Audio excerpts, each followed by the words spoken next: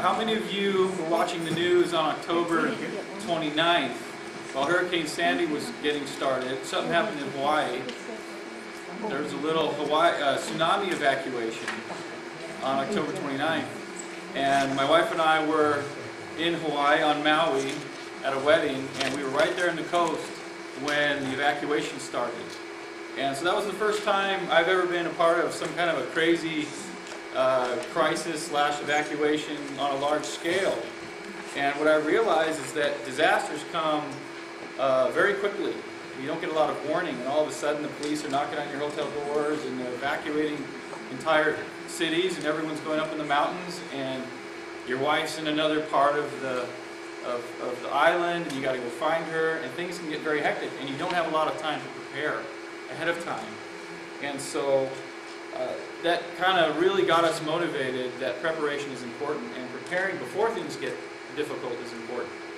And one thing that we all can't do without seems to be power. Even though we learn how to use solar ovens and apple box ovens and alternative ways of doing things, as a society we've developed with electricity.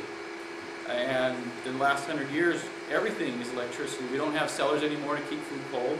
We use refrigerators and freezers, and it's very hard to develop alternative ways of keeping things cool. But before I get started, let me just introduce myself. I'm Jonathan Sermi. You call me John. And I was invited by Debbie to come out and share a little bit about solar. I work for the Naval Air Warfare Center up in Ridgecrest, Chatham Lake, and I've been doing portable remote backup power systems using solar for a number of years now for the Army and the Navy. And as I was developing these systems, I thought to myself, why in the world don't I do this for my home? Because they're not very difficult. It wasn't very hard to build them. And we were deploying lots of them out in the field. And I'm thinking, why don't more, can I use the word preppers? I'll just say, why don't more preppers have small solar power backup systems for their home? And so I started looking online. What's available online? Well, there's actually not a lot available online that's good information. And one of the big problems with what you'll find online is that a lot of the guys who do little YouTube videos and stuff, they don't talk about safety. They just say, here's how you plug some wires in. And there's what's called the National Electric Code. And that's important, and a lot of people don't talk about that when you go on YouTube and you go find downloads and free things out there. No one talks about safety. And so I set forth to design a simple and inexpensive system that was safe and that followed the National Electric Code. And so I've done that, and we'll talk about the actual system at the very end tonight. But the first thing I want to talk about is, and you can read through, I'm not going to verbatim anything on the handouts. That's for your own bedtime reading. But you can flip to the power conservation paper, and I'm just going to touch on two items briefly. The first is refrigeration, is freezing, because that's something that we as a culture, as a society, we need electricity for that. There are very few things that we can do, especially up in the desert where it's hot, that we can do to keep food cold.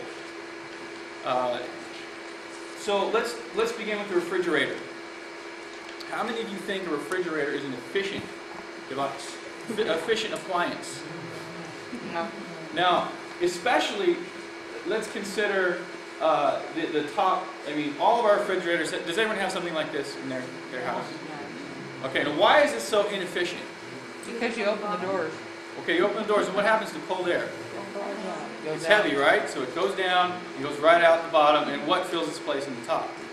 Hot air. And so guess what? The refrigerator has to turn back on, cool the air again, and so it's a constant cycle. And this refrigerator is one of your most expensive appliances to run, next to your AC if you run a lot in the summer. But your refrigerator will suck up so much power. And so here's what will happen. You'll have a say you want to do solar on your house, and you'll have a solar guy come in, and he'll give you an estimate. He'll look at all your appliances and say, yeah, I can run your refrigerator, blah, blah, blah. It's going to cost you $20,000. Well, why? Well, because this might use 500 kilowatt hours in a year, which is a lot. And so you need a lot of solar panels to keep this they be running. Where's that little clicker? Here it is. And so I want to talk about power conservation, because in a time of crisis, do you really need to be cooling air all the time? Do you want to keep your food cold, or do you want to keep air cold? You want to keep your food cold.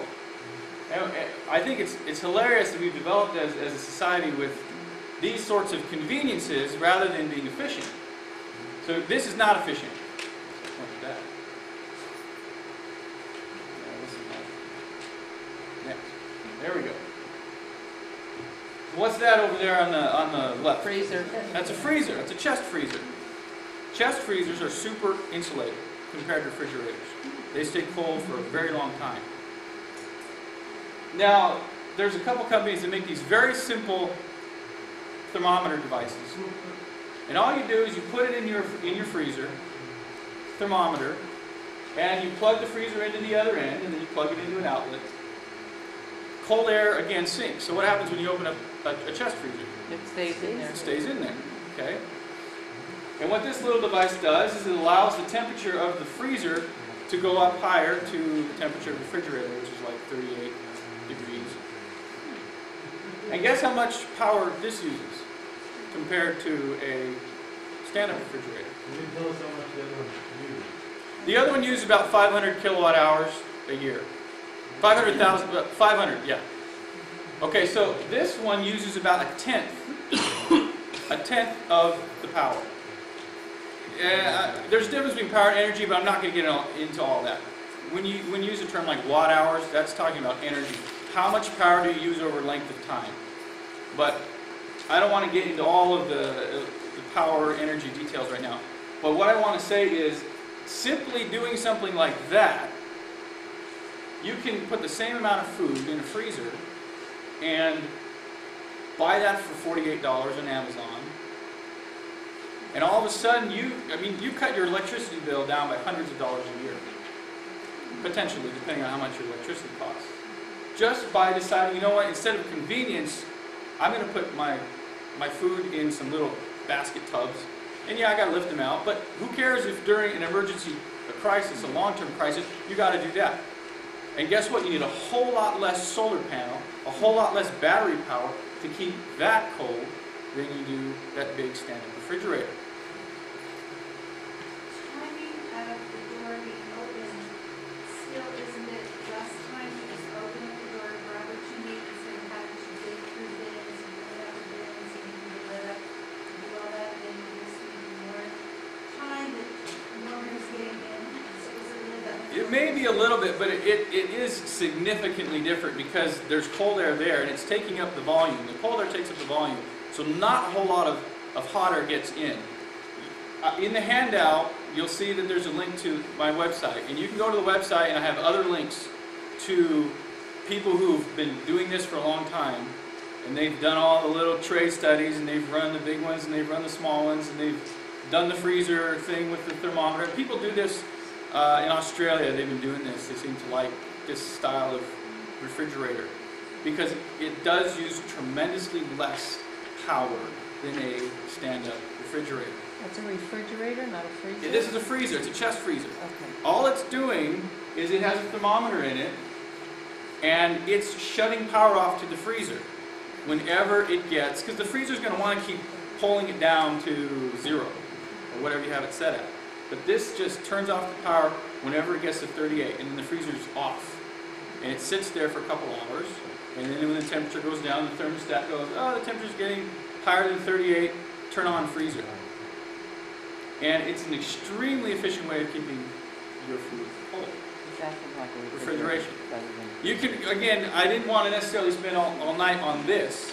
You can go on the website, you can go to have like a free download section. You go there, or not free downloads, there's whatever it is, browse around. And there's articles and there's things talking about that.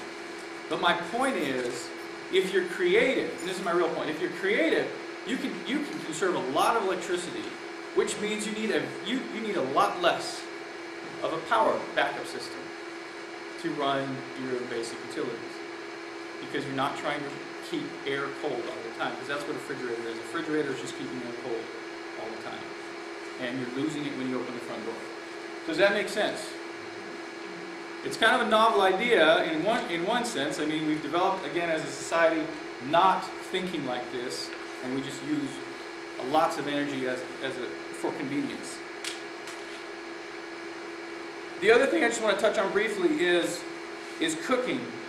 Often during a crisis, you're in a rush and you're busy, and I love my solar oven. I spent like an entire New Year's holiday building it, really cool, big and up, everything. And it's fun to have that, and it's cool, and it's good. All those alternative ways of cooking are good. But sometimes during a crisis, you want to do things quickly. And a microwave oven, even though it uses 1,000 watts, turn your oven on high, you really only use it for a very short amount of time. Maybe 20 minutes, 30 minutes in a day if you're cooking a lot of food in it. Again, that's a small drain on your system when you're only using it for a short amount of time like that. So a small system like this can run a microwave, and you can cook. You can heat up your hot water to put your long-term dehydrated food in it. So again, think of your microwave as something that you can use with a small portable backup system. So again, there's that whole handout for your bedtime reading tonight. I give different ideas, and again, there's a lot of different ideas. You can go on the web and look up. I've just compiled some of these as my own.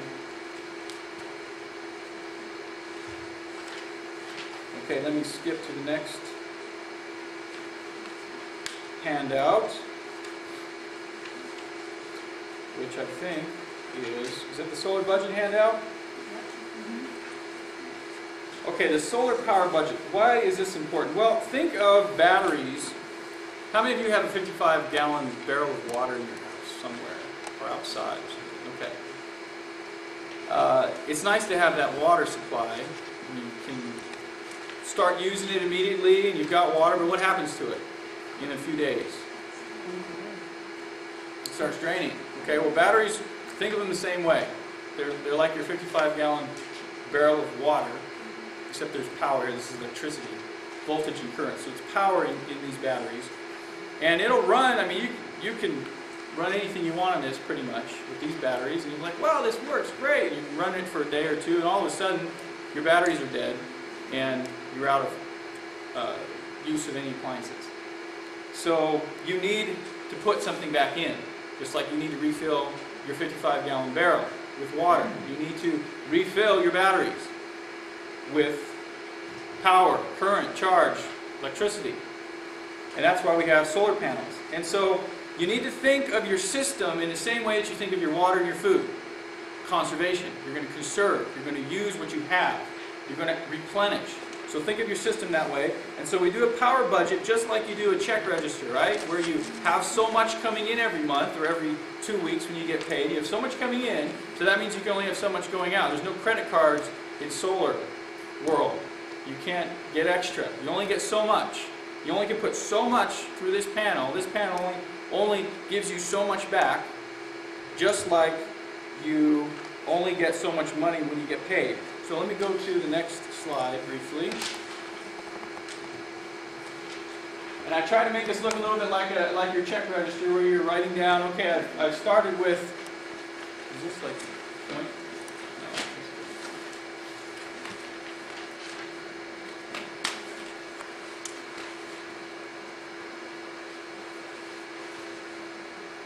No. Let's talk about where we get that top number from. That's the amount coming in. Okay, the power coming in from your solar panel. You know the magic of this? Oh. Thanks.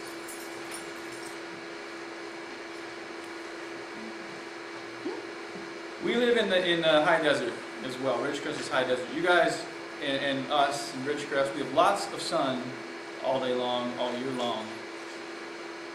And on average, you'll probably have about 7 hours of sunlight. That's what are considered peak sun hours, meaning you get plenty of visibility of the sun all day long. And in reality, we get more than that.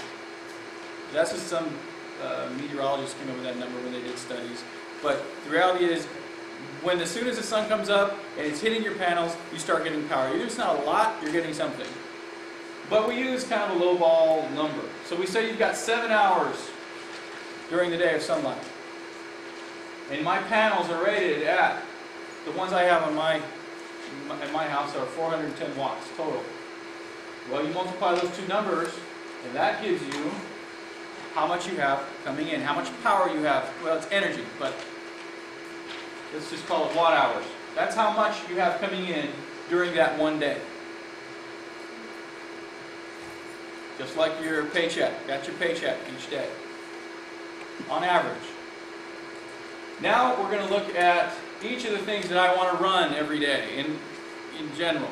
Okay, I want to run my compact refrigerator. Notice I'm not using the, I haven't purchased a second chest freezer yet and converted it into a refrigerator. So right now all I have is one of those little compact refrigerators that you find at hotels and motels. But you'd be surprised how much stuff you have in your refrigerator that you don't even need to keep cold, or that has been sitting there for 2 weeks, dressing. You can actually shrink down a lot of stuff in your refrigerator. I did that the other day. It was very interesting. And you can fit almost everything, or you can freeze a lot of stuff. So put things in your chest freezer. So here's what I want to subtract. This is what I want to spend. Here's what I have. Here's what I want to spend. I want to spend 80 watts. And again, I'll explain how do you find how much your appliances use. A lot of them have numbers on the back of them, and that can get complicated. But there's an easier way to find out. It turns on about, I overestimated a little bit, 10 hours during the day. Here's my chest freezer. Here's how much it uses every day. It's on for about 6 hours a day. Remember, freezers, refrigerators, they go on and off, on and off, on and off all day long. I want to run some fluorescent lights. Again, pick fluorescent lights or LEDs. Don't run your 60 watt or 100 watters. It's wasting lots of power. You can also run your washing machine. A lot of people don't know that, but washing machines use very little power if you run them cold. If you want to run them hot, yeah, okay, your clothes might feel better, or you may get a few of the extra stains out.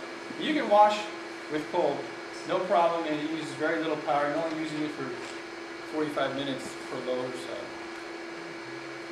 And then here I have the microwave. I want to run that for 20 minutes during the day. I've got some power tools.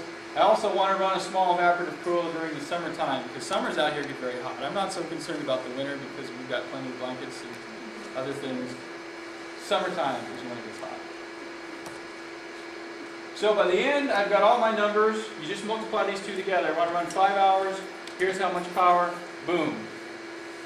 And again, I explain all this in the handout. You can read through it and hopefully understand a little bit more as I'm rushing through now. That's how much I've used, 28.23. That's less than 28.70 by what, 47? So that means I'm good.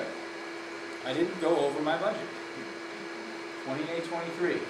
Now you have to remember, not every day is a perfectly sunny day. You may have some clouds, so you may have to decide, well, I can't run my power tools today, or I can't wash today because I don't have enough sun today. So it's the same mentality. Think conservation. Think how, if I don't got these 7 hours, I can't use everything that I want to use. So that's how you make a very small system. This is a very small system. 410 watts is very, very small. Most solar guys will come in and tell you you need 2,000 watts or more of power for your house. And that's a lot of money. But I can run all this with 410 watts.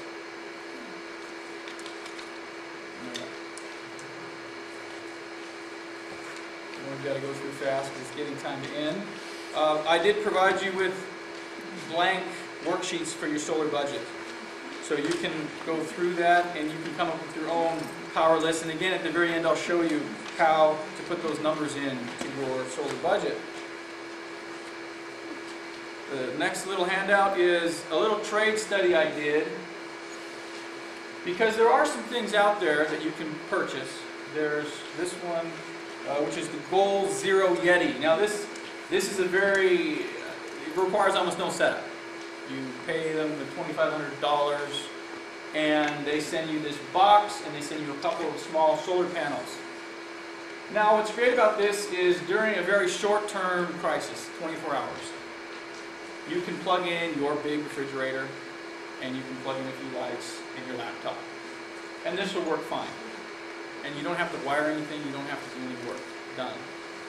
But for any long-term crisis, this isn't going to work. It only has, I think, one battery in here, and it comes with 2 small solar panels, which means you have very little coming back to fill your batteries up. So your paycheck's really, really tiny. So great for really short term, bad for long term. There's a second one that place in Arizona, and I've looked online. There's some other systems that are, I don't know, I'm not too impressed with them. These were the 2 that I was impressed with the most. This second one is a little bit more do-it-yourself, but they send you everything. You don't have to order anything on your own. They give you all the pieces and parts. They give you the solar panels. They give you batteries. They give you all the instructions. The problem is they charge you, $7,000. And again, it's about 630 watts coming in. So your paycheck's a little bit bigger. You got more to spend. But it's also costing more money, $7,000, because they're doing all the work for you. They're going and they're ordering and they're putting it in a nice package. You're paying for them to package this all up. They have a nice little thing that they mount everything nicely for you and they do all the work for you. I didn't want this because I wanted a long-term solution, and I didn't want to pay for this, but I wanted something closer to this. And so then I decided, okay, well, I'm going to do my own system that is simple enough that the average do-it-yourselfer can do themselves, but costs closer to what this costs. Yet has closer performance to this one, has a bigger paycheck. And so I came up with, I call it the simple, safe solar system, because I want to emphasize safe, and I want to emphasize it's simple. And I guess now it's a good time to turn it on, because I think we're running out of time. I forgot my watch, but 8:05. What time do I end? 30. Oh, right. So we'll start with the solar panel, okay? This is your solar panel. This is, again, a small one. And she had a nice little diagram up there, Linda did, and so everything is not all perfectly wired because I didn't have time. But you have your solar panel, and I'm just going to go through the basic components of your system. Your solar panel takes the sun's energy, converts it into electricity, basically. And you have what's called a solar charge controller. And I got a little bit nicer one because it has a display. And the display tells you where your batteries are at. It says how much are you using. It's got these little LEDs on here. There they are. I know you can't see them from far back, but there's green, yellow, and red. And so it makes it simple for those of us that may not know how to read voltage and watts and all that stuff to say, well, if my LED is green, that means I've got plenty of power in my batteries.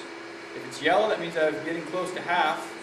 So I'd better not use my power tools to run my washing machine.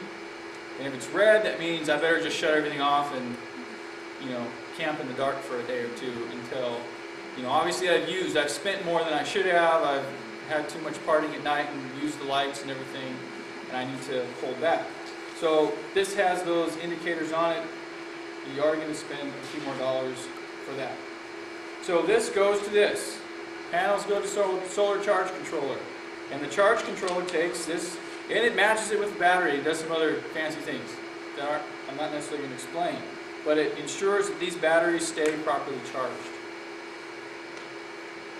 So that connects. I didn't connect it, but I just want to show you how simple this is.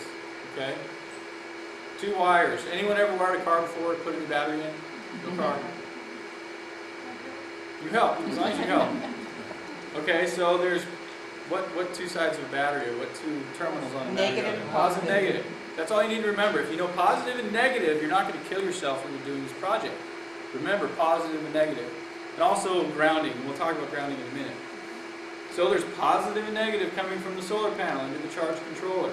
Then there's positive and negative coming out of the charge controller onto the positive and negative terminals of the battery.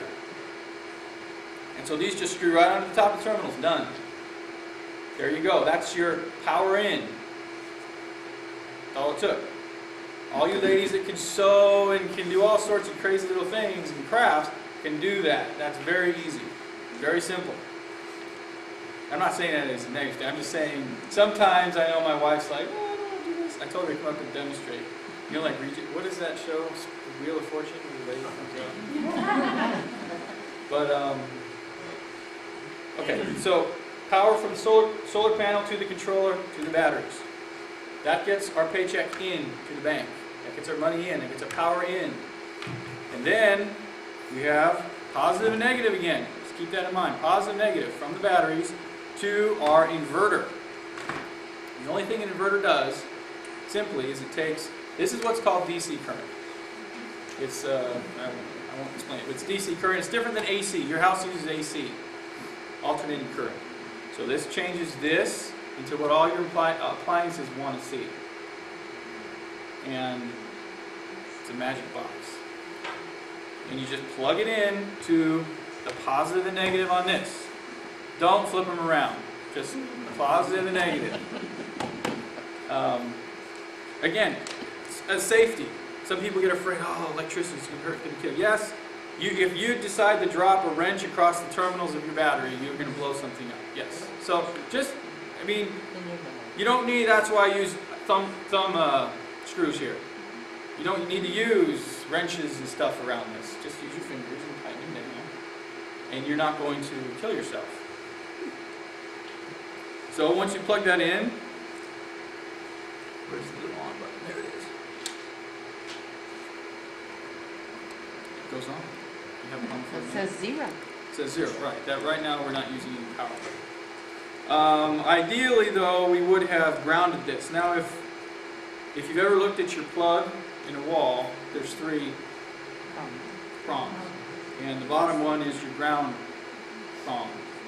And so all I've done is taken a little, what do you call this thing? Thank you. And put a wire in it, and I'm just going to plug it in. You're not tying anything to positive negative here, you're just tying something to the ground here, and you're going to plug it into your wall, and then this is grounded, it's safe. So I'm not going to go into that in a lot of detail.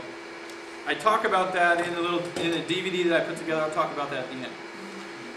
But I just want to mention that you do have to consider grounding. That's a safety thing. If something goes bad, you want to have a way for the current to get off, to get away, to get somewhere else. Okay. Do you recommend any special type of deep cycle batteries or anything for your battery bank?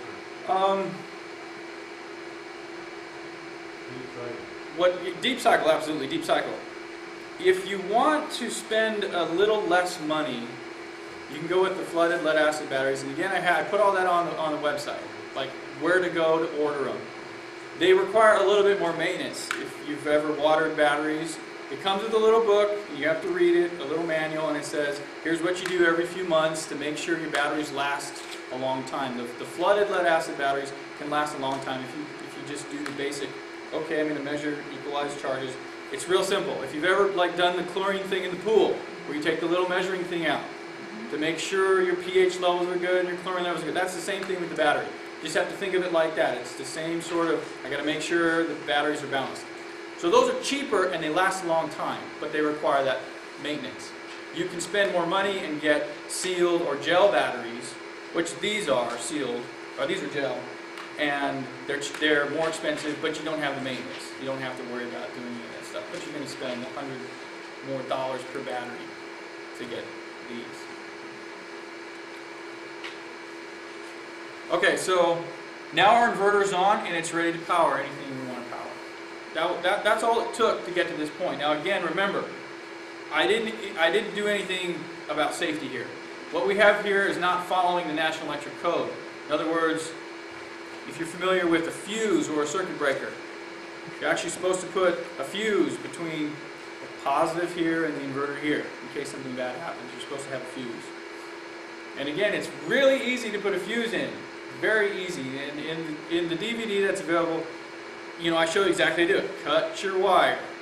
Take the fuse box. Put it here, stick the wire in, screw down the screws.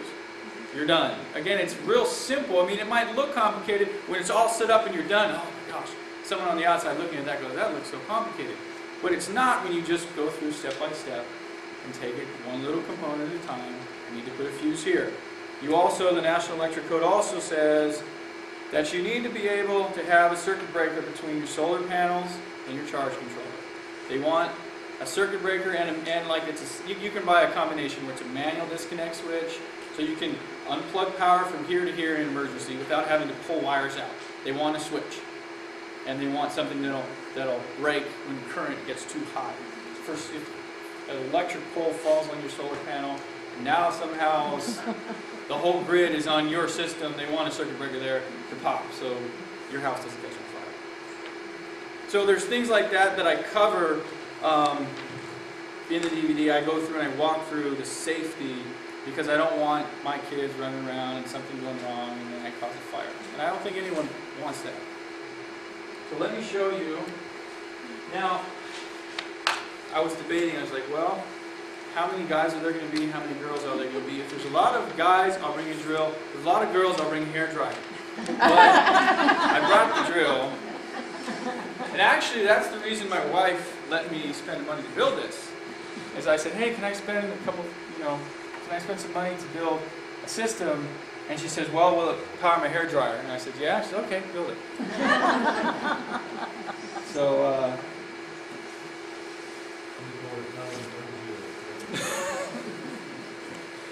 well, I wanted to build it, so I had to tell her it's fine. Actually, you wouldn't really want, and that, what is this, hairdryer's 1,000 watts or something?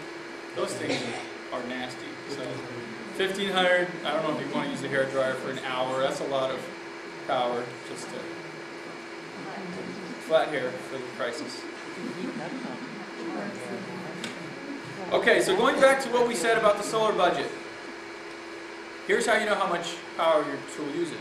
When I turn this on, I know all you can't see, but there's a little display there that says how much power. So I'm going to turn on, and somebody watch and tell me where it settles at. It's going to bounce around a little bit. Is it settled at? 140. What was it at? 140. 140. Okay. So there, and it might change depending on, like this thing is not always, it's got components in it that heat and cool, and so sometimes you're going to see that number change. Run it a few times and get an average. Okay, so my drill uses about 140. Maybe run it longer, maybe run it for a minute. Just run it for a minute.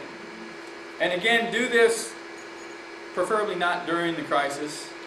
Do this before, once you have your system all set up. You could run your different appliances, and you look right there, and you see that's how much it uses. And then you say, well, I'm going to use my drill. Yes? You want to know how much it draws? You're not running any load. So if you run it with no load, divide by 0.6, and it'll tell you what it's going to draw. Any load.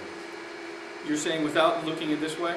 No, no. If you know what it draws, you know that it draws 140 watts under no load right now. If you want to know what it draws on the load, divide that by 0.6. Well, right now, when I push this, it's under load now when I run this. That's a load. Right, but your drill's not under a load. Oh, okay, I see. You're talking about the drill load. Okay, correct. Yes, thank you. So right, the drill isn't doing any work. Correct. So you might want to actually, thank you. Yeah, I didn't think about that. But you may want to put you can either do the 0.6 or get a board and put a drill bit in and drill through a board, and you get an idea. But yeah, that's a good. Thank you for that point. I didn't understand what you're talking about load. So you can do the same thing. Plug in your washing machine, put some clothes in it, run it on cold, and that'll give you that'll tell you a real number because you're doing the real thing. You can do that for any of your appliances. Plug your freezer in, and when it goes on, watch how much it draws. And I would suggest for some of your, if you really want to get accurate, you can buy a $25 power meter. And what you do is you simply plug that in to your appliance. It's like a little box. Plug it into your appliance, into the cord, and then plug it into this. And you would do that for your freezer or for your anything that runs a long time. And you don't want to sit there and try to determine how long does my refrigerator run, or how long does my freezer run, or how much power. It'll add it up for 24 hours for you. And so, and again, I have that all on my, I think I have that one on the website. I'll put it on there if I don't. But it's like 25 bucks, you can plug it in, and then it'll tell you exactly how much power you use over the course of a 24-hour period. And what is that part called again? That's just an energy meter. What's that? What, Yeah. But it'll calculate the power over time, which is what energy is. It's power over time. And so it'll tell you at the end of a certain number of hours how much power you used. And so that's important for your budget. All right, we'll try to hurry up here. So do you guys understand the solar budget idea? What you're trying to accomplish? And do you understand how you can use this to tell you what you're using? Because that's where you plug it. That's where you plug everything into anyway. So Correct. you could pick up the batteries, once you've got, like in the evening, you could pick those up and then up and move it to another room or something. Well, yes. You can also, the company says you can run a 50-foot extension cable.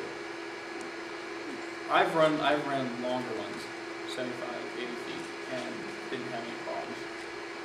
I went and plugged my microwave in. Now, I'll mention one more thing about this particular unit. This is a modified sine wave inverters. What that means is your power coming into your house is alternating current. So it's this nice sine wave. Looks like that, plus, minus, it goes like that. Okay? This makes it, it goes up and down, but it's got these stairs, up and down stairs. It's cheaper because it's not as clean power. A lot of your appliances don't need clean power, but your computers and some of your smart appliances that have lots of computers and chips in them might want cleaner power. And so they may work, computers will work on this, but you may have some issues. I've noticed that sometimes they go funky. It won't necessarily damage. I would just don't use your computers on this. In a crisis, I mean, what are you doing surfing the internet anyway? The internet's probably going to be down. Yeah. Read a book, do something else. So I bought this because I didn't necessarily care about all my computers and phones and all that stuff. For example, like these dishwasher with their electronics and it works sometimes if they don't get it real. Right, yeah. Then they just say, I don't know what to do, I can't do anything. So I also give another, I think in here I mentioned that you can buy a pure sine wave one. You can buy the ones that are cleaner. So you only run one appliance at a time. No, this one says you can run up to 3,500 watts. So you plug in a freezer and then maybe do something else. Yeah. so you're planning on just plugging the unit right into this? Or were you planning on putting in a small transfer switch for an emergency circuit? So that you can, Are you planning on putting in a small emergency transfer switch or I forget what the non-transfer switch version is we just pushed in? so you're saying so you can use the circuits on your house? Is that what you're talking about? Yeah. Yeah, and I probably will do that eventually. I wasn't going to necessarily bring that up because you'll need an electrician to do that part, I believe. As far as I understand the code, you would need an electrician to go in and put in a transfer box for you if you wanted to use all the circuits in your house. You can find them online, and I'll probably post that link. You can buy the box, I think, for like $150, $175. Yeah, the manual version. Do you, on your website, do you recommend certain solar panels over others as far as efficiency and so on? Right now, solar panels are getting cheaper, and a lot of people are making them. I always pick ones that have 25-year warranties or more, on the manufacturing. And I've used a lot of different manufacturers for the ones I use for the military, and haven't had any problems with any in particular because they're not very difficult to make. I've built some myself just to play with it. They're not terribly difficult to make by hand. To make them really good and using the right glass and all that stuff, yeah, you're going to spend money. But on my website I think in this parts list, and that's the next handout, in the parts list, I think the first item here, okay, if you look at the parts list, the first item is the solar panels.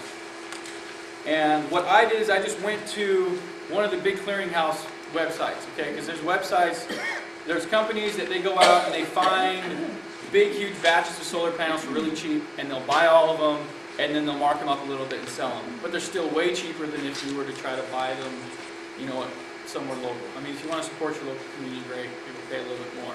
If you're looking for cheaper, you'll go to one of these clearinghouses.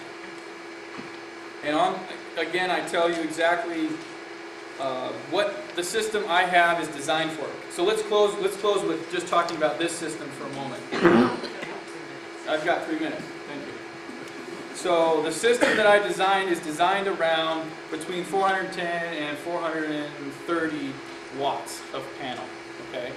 So you can buy two 205 watt panels. You can buy two 210, two 215 panels.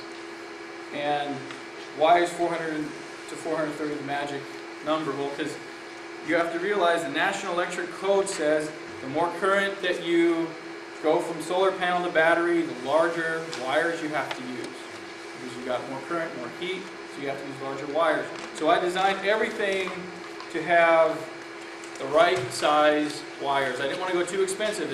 As you get bigger with copper wires, you're going to pay a lot more money. So again, it was a big balancing act. That's what engineers do. We balance between cost and, well, what we want the system to do.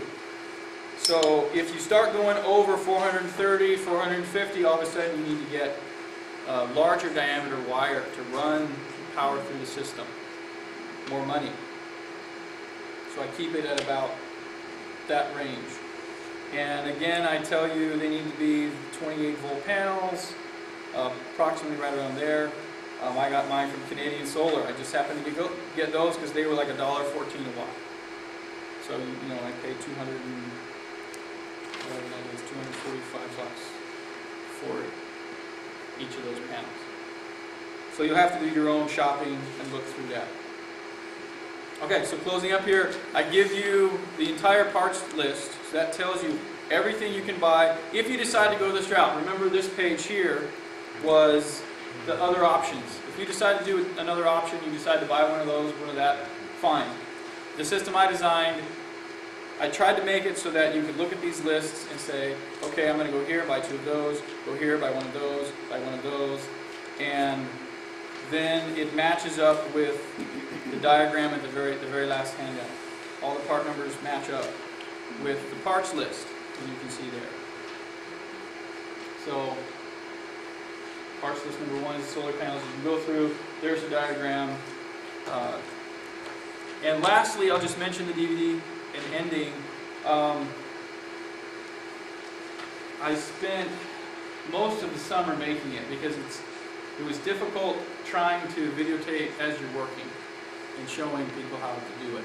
And so I put a lot of effort. It's about 2 hours of extremely boring stuff because I'm telling you, take this wire, cut it here, put this here. But it's going to get you the entire way to build a system, yes. What's your website? Did I put it on here? This isn't put on here. It's just, right now I put up, it's a Google site, so it's just sites. Oh, it's on there, okay, so it's on Well, there. it's for the video. What's that? It's for the video. Oh, for the video, okay. Can you let me read it real quick? I'll put up a real one eventually, but it's sites.google.com/site DIY solar DVD.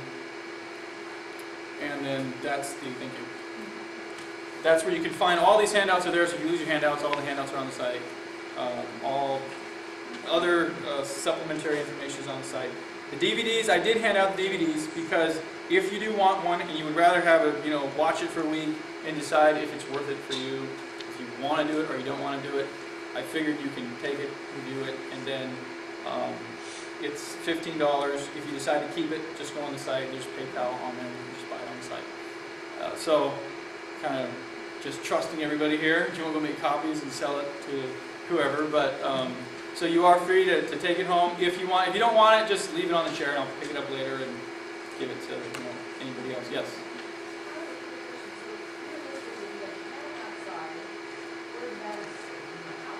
No. You leave the batteries in your garage.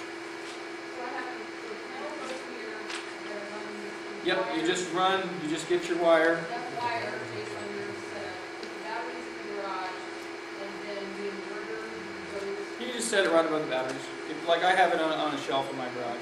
Batteries on the floor. and then run the extension cord or whatever I do. And again, I try to show all that in the DVD, just to make it easy for you guys to follow along and see everything that's on there. So either way, tonight, if you want it, you can either pay for it tonight, or you can take it home, look at it, buy it later. I would like them back, because it did cost me.